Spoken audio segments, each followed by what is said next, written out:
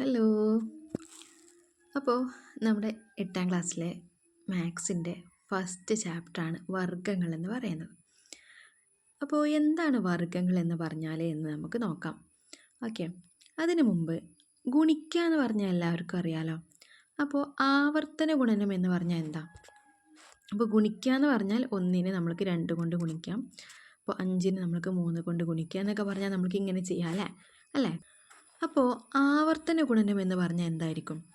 ആവർത്തന ഗുണനം എന്ന് പറഞ്ഞാൽ ഒരു നമ്പറിനെ അതേ നമ്പർ കൊണ്ട് തന്നെ ഗുണിക്കാം. ഓക്കെ, 1 × 1, 2 × 2, ഇങ്ങനെ നമ്മൾക്ക് എത്ര പ്രാവശ്യം വേണമെങ്കിലും ആവർത്തന ഗുണനം നടത്താം അല്ലേ. അപ്പോൾ ഒരു നമ്പറിനെ അതേ നമ്പർ കൊണ്ട് തന്നെ ഒറ്റ പ്രാവശ്യം, അതായത് 1നെ ഒരേ നമ്പർ കൊണ്ട് തന്നെ ഗുണിക്കാം, 2ന് അതേ നമ്പർ തന്നെ ഗുണിക്കാം. ഇതിന് നമ്മൾക്ക് എന്ത് പറയാം? വർഗ്ഗങ്ങൾ എന്ന് പറയാം. അപ്പോൾ 1നെ 1 കൊണ്ട് ഗുണിക്കുമ്പോൾ നമ്മൾക്ക് 1ൻ്റെ വർഗ്ഗം എന്ന് പറയാം, 2നെ 2 കൊണ്ട് ഗുണിക്കുമ്പോൾ നമ്മൾക്ക് എന്ത് പറയാം? 2ൻ്റെ വർഗ്ഗമാണെന്ന് പറയാം. ഈ 2ൻ്റെ വർഗ്ഗം എന്നതിനെ നമ്മൾ എങ്ങനെയാണ് സൂചിപ്പിക്കുന്നതെന്ന് പറയാൻ പറ്റുമോ? അതായത് 1ൻ്റെ വർഗ്ഗം എന്ന് പറഞ്ഞാൽ ഒന്നിൻ്റെ മേലെ എന്ത് ചെയ്യുക? ഒരു ചെറിയൊരു 2 ഇട്ട് കൊടുക്കാം. ഓക്കെ, അതിന് 1ൻ്റെ സ്ക്വയർ എന്ന് പറയാം. 1ൻ്റെ വർഗ്ഗം എന്ന് പറഞ്ഞാൽ 1. എന്താണത് പറഞ്ഞാൽ? 1 × 1 ആണല്ലോ, അപ്പോൾ 1 ആണ്. ഇനി 2ൻ്റെ വർഗ്ഗം എന്ന് പറഞ്ഞാലോ? 2 × 2, അതായത് 4. 3ൻ്റെ വർഗ്ഗമോ? 3ൻ്റെ വർഗ്ഗം എന്ന് പറഞ്ഞാൽ 3 × 3, എന്താണ്? 9. ഓക്കെ, സെറ്റല്ലേ? അപ്പോൾ നമ്മൾക്ക് ഇങ്ങനെ ഓരോന്നിൻ്റെയും വർഗ്ഗം കണ്ടുപിടിക്കാൻ വേണ്ടി പറ്റും. ഇനി 4ൻ്റെ വർഗ്ഗം എന്ന് പറഞ്ഞാൽ 16. 5ൻ്റെ വർഗ്ഗം എന്ന് പറഞ്ഞാൽ 25. 5ൻ്റെ വർഗ്ഗം എന്ന് പറഞ്ഞാൽ 25. 6ൻ്റെ വർഗ്ഗം എന്ന് പറഞ്ഞാലോ? 36. 7ൻ്റെ വർഗ്ഗം 49. 8ൻ്റെ വർഗ്ഗം 64. 9ൻ്റെ വർഗ്ഗം 81. 10ൻ്റെ വർഗ്ഗം 100. ഇങ്ങനെ ഓരോ നമ്പറിനും ഓരോ വർഗ്ഗങ്ങളുണ്ടാവും. അപ്പോൾ നമുക്ക് ഈ എന്താ പറയുക, എണ്ണൽ സംഖ്യകൾ മാത്രമല്ല കേട്ടോ, 1, 2, 3 അങ്ങനെ മാത്രമല്ല, ഏത് നമ്പറിനും നമുക്ക് വർഗ്ഗം കാണാൻ പറ്റും. അതായത് ആ നമ്പറിന് എന്ത് ചെയ്താൽ മതി? അതേ നമ്പർ കൊണ്ട് തന്നെ ഗുണിച്ചാൽ മതി. അപ്പോൾ 1/2ൻ്റെ വർഗ്ഗം എന്ന് പറഞ്ഞാൽ നമുക്ക് എങ്ങനെ എഴുതാം? 1/2 × 1/2, അതായത് 1/4 അല്ലേ. ഇങ്ങനെ ഓരോ നമ്പറിനും നമ്മൾക്ക് വർഗ്ഗം കണ്ടുപിടിക്കാൻ പറ്റും. ഓക്കെ, അപ്പോൾ ഇതാണ് വർഗ്ഗം എന്ന് പറഞ്ഞാൽ, ഇതാണ് ആവർത്തന ഗുണനം എന്ന് പറഞ്ഞാൽ മനസ്സിലായല്ലോ. ഇനി നമ്മൾ 1, 2, 3, 4, 5 അങ്ങനെ പോകുന്ന എണ്ണൽ സംഖ്യകളുണ്ടല്ലോ, 3, 4, 5 ഇങ്ങനെ പോകുന്ന എണ്ണൽ സംഖ്യകളുടെ വർഗ്ഗങ്ങൾ അല്ലേ. വർഗ്ഗങ്ങൾ നമ്മൾക്കറിയാലോ എന്തൊക്കെയാണ്? 1ൻ്റെ വർഗ്ഗം എന്ന് പറഞ്ഞാൽ 1 ആണ്, 2ൻ്റെത് 4, 3ൻ്റെത് 9, 4ൻ്റെത് 16, 5ൻ്റെത് 25. ഓക്കെ, 4ൻ്റെത് 16, 5ൻ്റെത് 25, 6ൻ്റെത് 36, 7ൻ്റെത് 49, 8ൻ്റെത് 64, 9 81, 10ൻ്റെത് 100. ഇങ്ങനെ ഈ എണ്ണൽ സംഖ്യകളുടെ വർഗ്ഗങ്ങളെ ഇത്രയും നമ്പറുകൾ ഉണ്ടല്ലോ, അതായത് 1, 4, 9, 16, 25, 36 അങ്ങനെ പോകുന്ന 49 ആണ് കേട്ടോ ഇത്. ഇങ്ങനെ പോകുന്ന ഈ സംഖ്യകളെ പൂർണ്ണവർഗ്ഗങ്ങൾ എന്നാണ് പറയാം. അപ്പോൾ 4 ഒരു പൂർണ്ണവർഗ്ഗമാണ്, 9 ഒരു പൂർണ്ണവർഗ്ഗമാണ്, 16, 25 ഇതൊക്കെ പൂർണ്ണവർഗ്ഗങ്ങളാണെന്നാണ് പറയുന്നത്. ഓക്കെ, എണ്ണൽ സംഖ്യകളുടെ വർഗ്ഗങ്ങളെ നമ്മൾ പറയുന്ന പേരെന്താണ്? പൂർണ്ണവർഗ്ഗങ്ങൾ എന്നാണ് പറയുന്നത്. ഓക്കെ, സെറ്റല്ലേ? അപ്പോൾ എന്താണ് പൂർണ്ണവർഗ്ഗങ്ങൾ എന്ന് ചോദിച്ചാൽ അറിയാലോ. ഇനി 15 എന്ന നമ്പർ ഒരു പൂർണ്ണവർഗ്ഗമാണോ എന്ന് ചോദിച്ചാലോ? അല്ല അല്ലേ. കാരണം 15 ഒരു പൂർണ്ണവർഗ്ഗമല്ല എന്ന് പറയാൻ കാരണം എന്താണ്? ഏതൊരു എണ്ണൽ സംഖ്യയുടെയും എന്തല്ല അത്? വർഗ്ഗമല്ല 15 എന്ന് പറയുന്നത്. അതുകൊണ്ട് 15 ഒരു പൂർണ്ണവർഗ്ഗമല്ല എന്ന് പറയാം. ഓക്കെ, ഇനി നമ്മളിപ്പോൾ പല സംഖ്യകളെയും പരിചയപ്പെട്ടു അല്ലേ, പല സംഖ്യകളുടെയും വർഗ്ഗങ്ങളെ പരിചയപ്പെട്ടു. അതായത് 1 മുതൽ 10 വരെയുള്ള സംഖ്യകളുടെ വർഗ്ഗങ്ങളെ നമ്മൾ പരിചയപ്പെട്ടു. ഇനി നമ്മൾക്ക് ഇതിനേക്കാളും വലിയ നമ്പറുകൾ വന്നാൽ നമ്മൾ എങ്ങനെയാണ് അതിൻ്റെ വർഗ്ഗം കണ്ടുപിടിക്കാൻ നോക്കാം. അപ്പോൾ അതിന് നമ്മൾ ആദ്യമായിട്ട് പഠിക്കാൻ പോകുന്നത് നമ്മൾ കഴിഞ്ഞ വർഷം 7ാം ക്ലാസ്സിൽ പഠിച്ചിട്ടുള്ള ചതുരഗുണനം എന്ന ഒരു രീതിയാണ്. അപ്പോൾ നമ്മൾ ചതുരഗുണനം നമ്മൾ ഗുണനം ചെയ്യുന്ന സമയത്ത് അതിൻ്റെ കുറേ ഗുണന രീതികൾ എന്ന പാഠത്തിൽ നമ്മൾ പഠിച്ചിട്ടുണ്ട്. അപ്പോൾ ഇവിടെ നമ്മൾ എങ്ങനെയാണ് ചെയ്തത്? 21 നമ്മൾ 20 + 1 എന്ന് എഴുതും. അതേപോലെ 13 നമ്മൾ എങ്ങനെ ചെയ്യും? 10 + 3 എന്ന് എഴുതി. എന്നിട്ട് നമ്മളിവിടെ ചതുരഗുണനം എന്ന രീതിയിൽ ഇങ്ങനെ എഴുതി 20 1 10 3 എന്ന് എഴുതി. എന്നിട്ട് ഈ ആദ്യത്തെ രണ്ട് നമ്പറുകൾ തമ്മിൽ, അതായത് ഈ രണ്ട് നമ്പറുകൾ തമ്മിൽ ഗുണിക്കും അല്ലേ. 20 × 10 എന്ന് പറഞ്ഞാൽ 200 വരും. 10 × 1 അല്ലേ, രണ്ടാമത് നമ്മൾ അടുത്ത രണ്ട് നമ്പറുകൾ തമ്മിൽ ഗുണിക്കും. അപ്പോൾ 10 × 1 എന്ന് പറഞ്ഞാൽ 10 വരും. ഇനി അടുത്തത് തൊട്ട് താഴേക്ക് വരും. 20 × 3 20 × 3 എന്ന് പറഞ്ഞാൽ എത്രയാണ്? 60 വരും. ഇനി 3 × 1 3. ഓക്കെ, ഇങ്ങനെയാണ് ചെയ്തത്. എന്നിട്ട് ഇതെല്ലാം കൂടെ നമ്മൾ ആഡ് ചെയ്യും അല്ലേ. 21 × 13 ചെയ്യുന്ന സമയത്ത് നമ്മൾ ഇങ്ങനെയാണ് ചെയ്തിട്ടുണ്ടായിരുന്നത്. ഈ 4 നമ്പറുകളും ആഡ് ചെയ്യും. 200 + 10 + 60 + 3. അപ്പോൾ എന്ത് കിട്ടും നമ്മൾക്ക്? 273 കിട്ടും അല്ലേ. ഈ ഒരു രീതിയിലാണ് നമ്മൾ കഴിഞ്ഞ വർഷം ചെയ്തിട്ടുണ്ടായിരുന്നത്. അപ്പോൾ ഇതേപോലെ നമ്മൾക്ക് എങ്ങനെയാണ് നമ്മൾ സ്ക്വയർ ചെയ്യുന്ന സമയത്ത് ചെയ്യുന്നതെന്നാണ് നമ്മളിവിടെ നോക്കുന്നത്. ഓക്കെ, അപ്പോൾ ഇവിടെ നമ്മൾക്ക് 21ൻ്റെ സ്ക്വയർ കാണുന്ന സമയത്ത് നമ്മൾ എങ്ങനെ എഴുതാൻ പറ്റും? 21നെ നമ്മൾക്കറിയാം 20 + 1 എന്ന രീതിയിലാണ് എഴുതേണ്ടത് അല്ലേ. അപ്പോൾ ഇവിടെ 20 വരും, ഇവിടെ 1 വരും. 21 അല്ലേ, അപ്പോൾ ഇവിടെ 20 വരുന്നു, ഇവിടെ 1 വരുന്നു. 20 × 20 അല്ലേ. നമ്മളിവിടെ 20 × 20 ആദ്യം ചെയ്യുന്നു. 20 × 20 എന്ന് പറഞ്ഞാൽ ആദ്യം നമ്മൾ 2 × 2 ചെയ്യും. അപ്പോൾ 4 കിട്ടും. പിന്നെയോ ഇവിടെ 2 പൂജ്യങ്ങളാണുള്ളത്, അപ്പോൾ നമ്മൾ 2 പൂജ്യം ഇവിടെ ഇട്ട് കൊടുക്കും.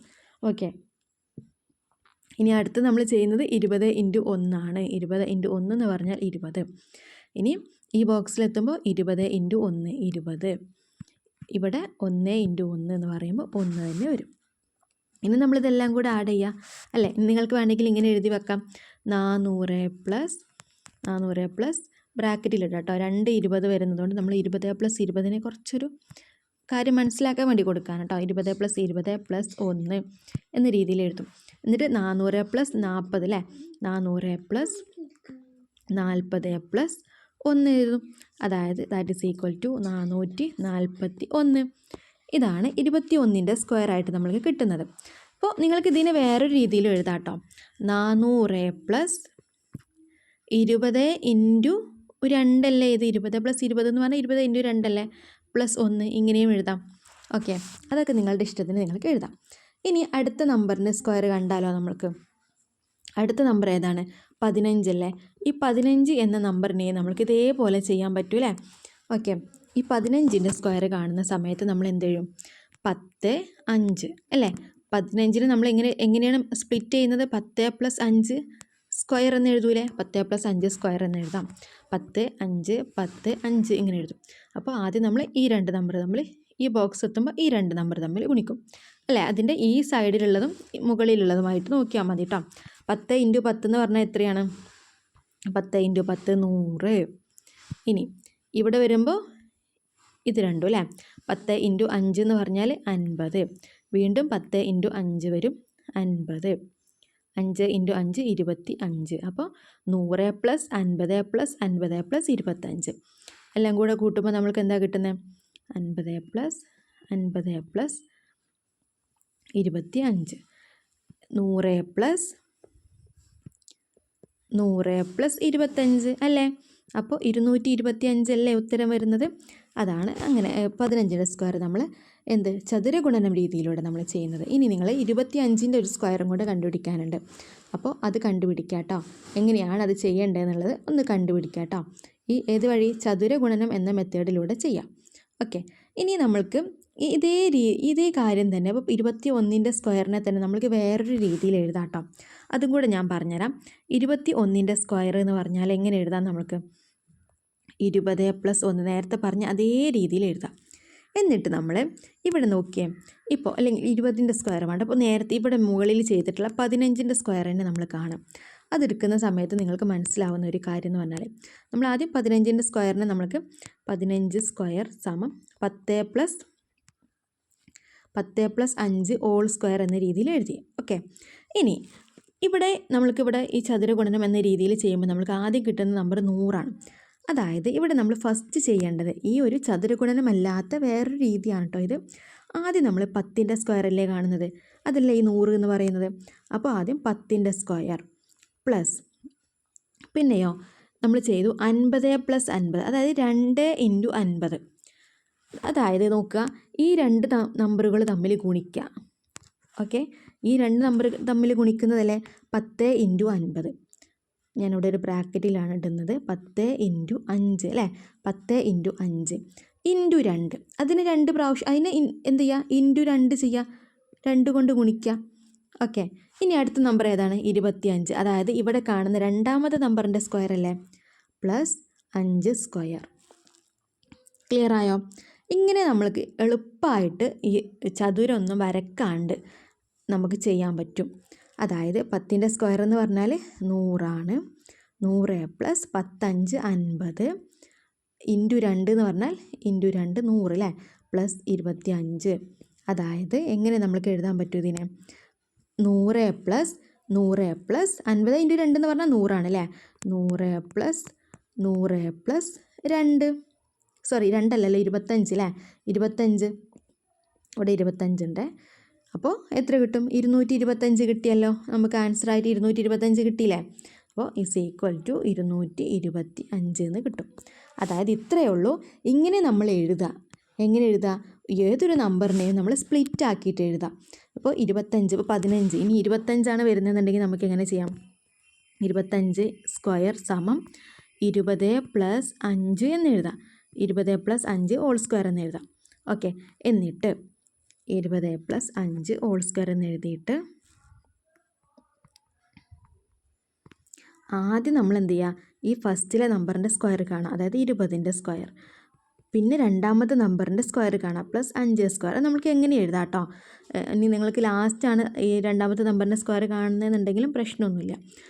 നമ്മൾ രണ്ടാമത്തെ നമ്പറിൻ്റെ സ്ക്വയർ കണ്ടു, പ്ലസ് ഈ രണ്ട് നമ്പർ തമ്മിൽ ഗുണിക്കാം, 20 × 5, അതിന് 2 കൊണ്ട് ഗുണിക്കാം.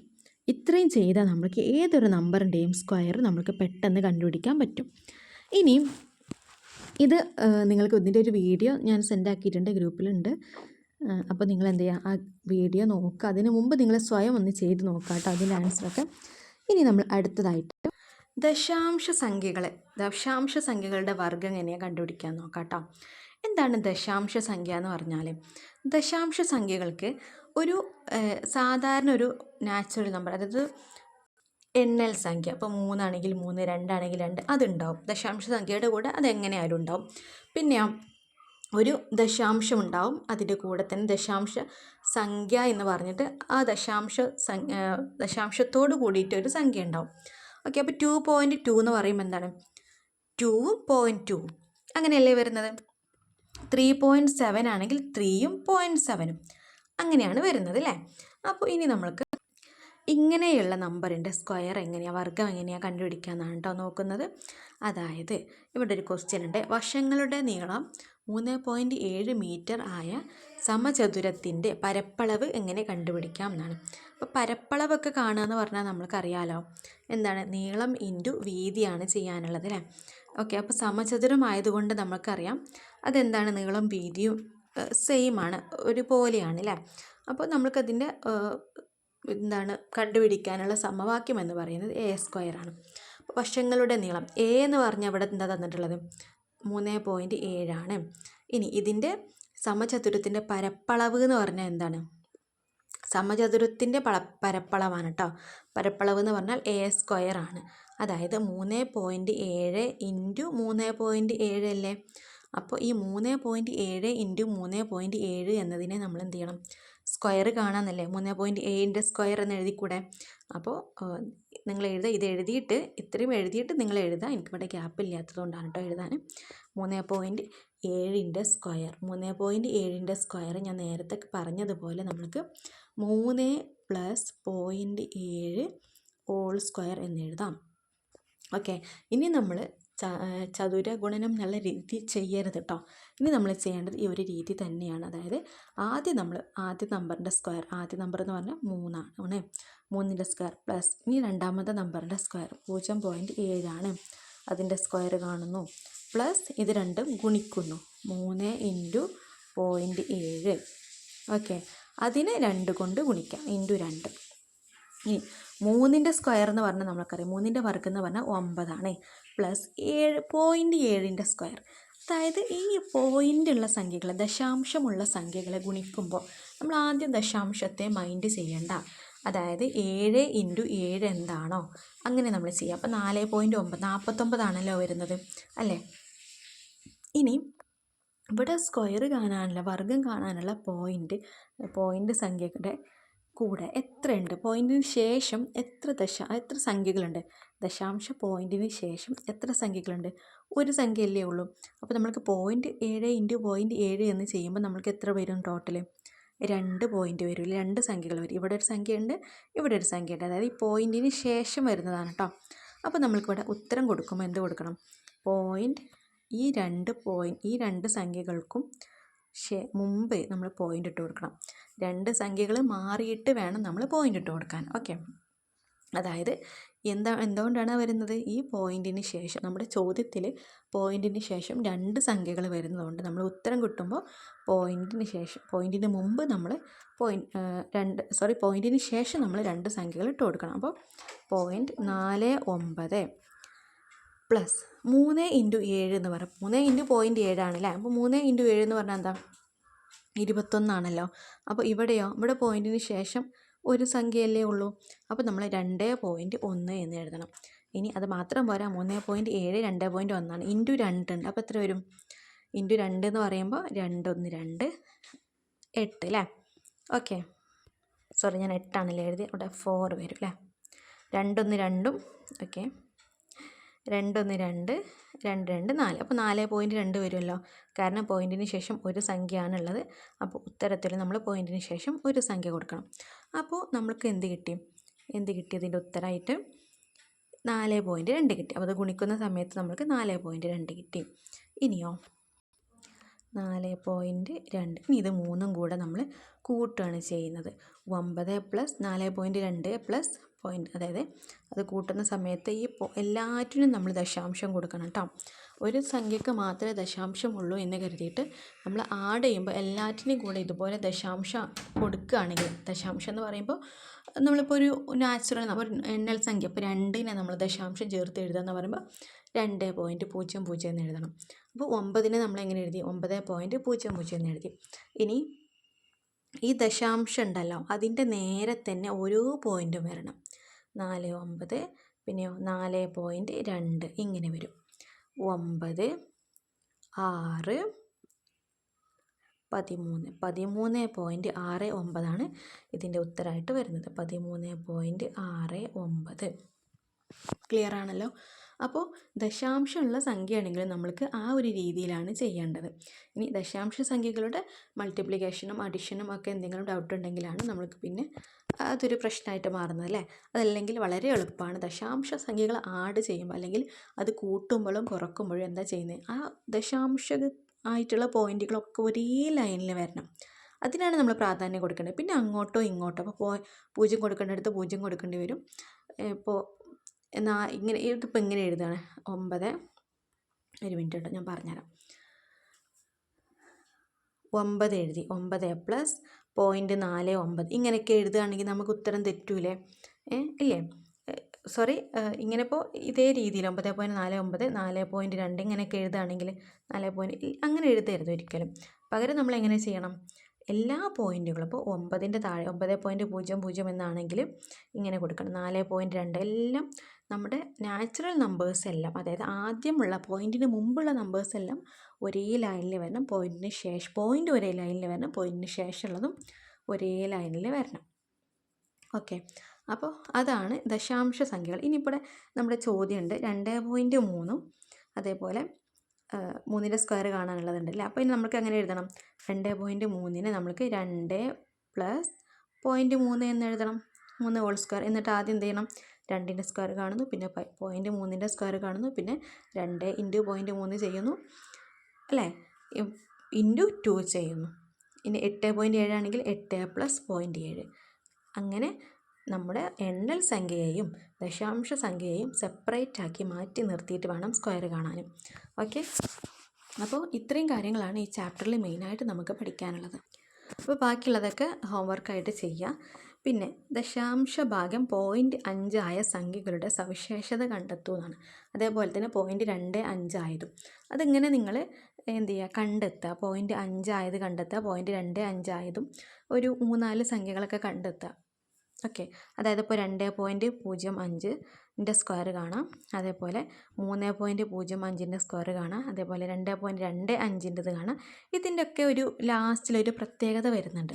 അപ്പോൾ അത് എന്താണെന്നുള്ളതാണ് നമുക്കിനി പറയാനുള്ളത്. അപ്പോൾ അതെങ്ങനെ വരുന്നു, എന്താണ് അതിൻ്റെ പ്രത്യേകത എന്നുള്ളത് എന്ത് ചെയ്യുക, ചെയ്തിട്ട് സെൻഡ് ആക്കുക കേട്ടോ. ഓക്കെ, അപ്പോൾ ഇത്രയും കാര്യങ്ങളൊക്കെയാണ് ഈ ചാപ്റ്ററിൽ നമുക്ക് പഠിക്കാനുള്ളത്. മനസ്സിലായല്ലോ? എന്തെങ്കിലുമൊക്കെ ഡൗട്ട്സ് ഉണ്ടെങ്കിൽ ചോദിക്കണം കേട്ടോ. ഓക്കെ, അപ്പോൾ ബൈ.